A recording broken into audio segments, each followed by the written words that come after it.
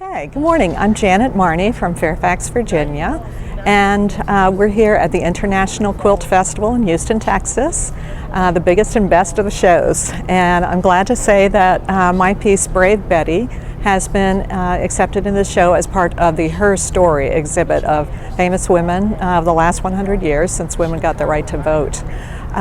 In choosing Betty Ford, I wanted to do a portrait. That's my first portrait quilt. I did it in 10 days, and I wanted to honor someone who has always been a role model to me. I first was drawn to her because she admitted that she was an alcoholic and set up a treatment facility.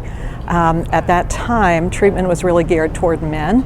There were no facilities for women to be treated, and so when she set up the Betty Ford Center, she decided to have 50% of the beds allotted to women from now on, and also the treatment would be different because women get addicted for different reasons than men in some cases. So I really responded to that, and the fact that she came forward publicly, she used her public position to advocate for treatment for drug and alcohol addiction. Then when she got breast cancer, that was another interesting thing that as I was doing dozens of hours of research on Betty Ford for this piece, I learned that she had had breast cancer because her friend encouraged her to get a mammogram. She got it. She had to have an immediate mastectomy. So it was pretty far advanced, and yet she survived. So because of her advocacy then for mammograms and breast cancer awareness, a lot of people get mammograms now as a regular part of their medical care, where formerly they did not. So she really brought that again into the public. It was really a taboo subject to even mention the word breast in public in her era.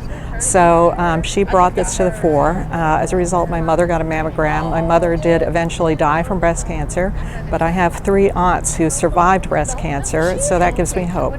Now, after finishing the piece, I found out that I have breast cancer, so I'm going through treatment right now. So the background fabric is particularly appropriate. It's one of the breast cancer fabrics that says awareness, courage, bravery, hope, and a lot of those words that Betty Ford brought. So she advocated for many things that really helped women and their story.